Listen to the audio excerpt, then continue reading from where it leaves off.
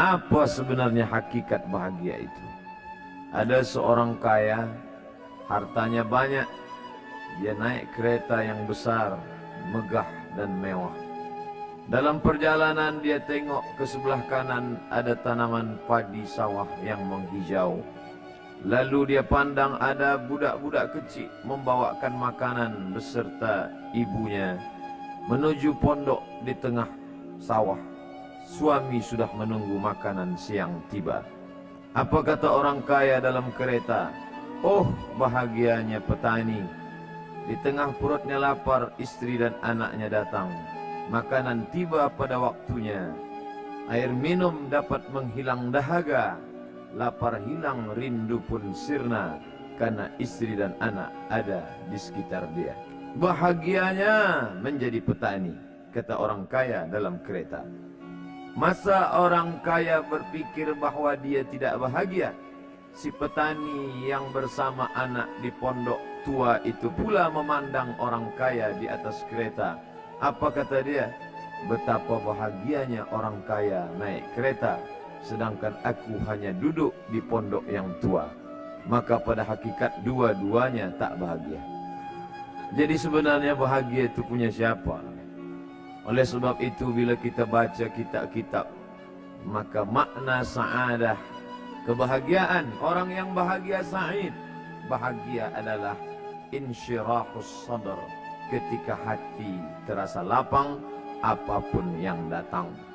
Kalaulah petani yang berada di tempat rumah tua itu hatinya lapang, tentulah dia bahagia. Kalaulah orang kaya dengan kereta yang besar itu hatinya lapang, tentulah dia bahagia. Itulah mengapa Musa alaihi salam di tengah kesusahan hatinya akan melawan ayah angkat bernama Fir'aun. Dia minta hati yang lapang. Kita semua baca doa itu, Rabbi syrah li, lapangkan dadaku. Itulah mengapa kakinya pecah berdarah, giginya patah, pelipisnya pecah, meneteskan darah, tapi dia tersenyum bahagia kerana hatinya lapang. Allah sudah lapangkan hatinya. Apa kata Allah untuk dia? Alam nasrah laka sadrak. Itu beza Muhammad dengan Musa. Musa meminta, Rabbi syrah li sadri wa yassir li amri wahlul 'uqdatam min lisani yafqahu qawli. Sedang Muhammad tidak meminta. Belum meminta, Allah dah bagi pada dia. Apa kata Allah? Alam nasrah laka sadrak wa wada'na anka wizrak alladhi anqadha dhahrak wa rafa'na laka dhikrak. Bila kau dalam keadaan susah, dua kali Allah ulang, fa inna ma'al usri yusra, inna ma'al usri yusra. Hati lapang itulah yang membuat Haji Abdul Malik Karim Amrullah Buya Hamka tersenyum di dalam penjara. Penanya berjalan perlahan tapi pasti, maka keluarlah tafsir Al-Azhar. Hati yang lapang itu juga membuat Said Qutb tersenyum menghadapi tiang gantungan. Walaupun dipenjara oleh Gamal Abdul Nasir, tapi sebelum kematiannya sempat pula menulis tafsir Fi Zilalil Quran, di bawah naungan bayang-bayang Al-Quran. Apa kata Said Qutb dalam muqaddimahnya? Al-hayatu fi zilalil Quran ni'mah. Hidup di bawah naungan bayang-bayang Al-Quran itu nikmat. La ya'rifuha illa man zaqaha. Tidak ada yang boleh mengetahuinya kecuali orang yang pernah merasakannya. Maka bahagia adalah ketika hati terasa lapang. Bila kita nampak raut wajah orang yang tenang cerah, maka ketenangan bukan pada wajahnya. Bila nampak orang melangkahkan kaki dengan tenang penuh wibawa, maka ketenangan bukan pada kakinya. Bila tampak ayunan tangannya tak tergesa-gesa, maka bahagia bukan pada tangannya. Di mana letak bahagia itu?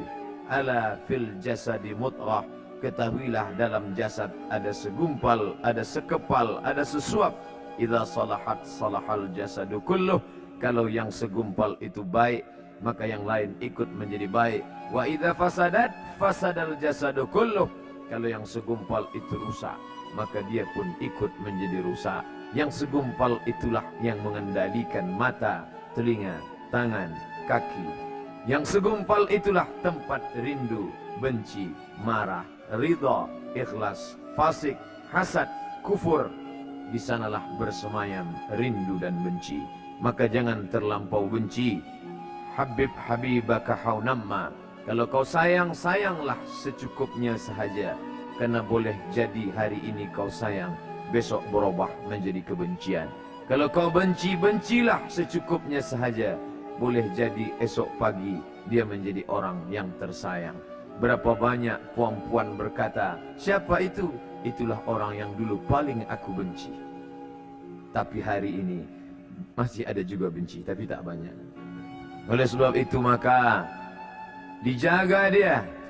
Yauma la yanfa'u malun, hari itu tak ada guna harta, wala banun, tak ada guna anak, illa man atallah, kecuali orang yang datang menghadap Allah biqalbin salim, dengan hati yang salim. Qalb, qaf, lam, ba, qallaba, berbolak-balik. Qallaba, tidak selamanya bahagia. Kadang pagi hati tenang, petang datang dia pun susah. Kadang pagi hati lapang, petang tiba dia pun gundah. Maka apa yang dapat menolong? Ala bizikrillah, ketahuilah dengan banyak menyebut mengingat Allah, tatma'innul qulub, maka hati akan menjadi lapang. Qalbul mu'min baina asabi'ir rahman, hati orang beriman berada di antara jari jemari kuasa Rahman. Kalau dia hendak, dia balikkan yang senang menjadi susah. Kalau dia berkehendak yang susah, dia balik menjadi lapang. Berapa banyak orang yang tampaknya mungkin kita kata dia susah, tapi dia masih boleh tersenyum. Sebaliknya orang yang menurut pandangan zahir kita cukup segala, makan, pakai, tapi tampaknya kesenangan tak pernah singgah. Apa sebab?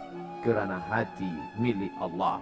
Dia ada dalam diri kita, tapi dia bukan punya kita. Lillahi ma fis samawati wa ma fil ard. Apa di langit, apa di bumi, milik Allah. Balikkan kepada Allah. Dari Allah, balik kepada Allah.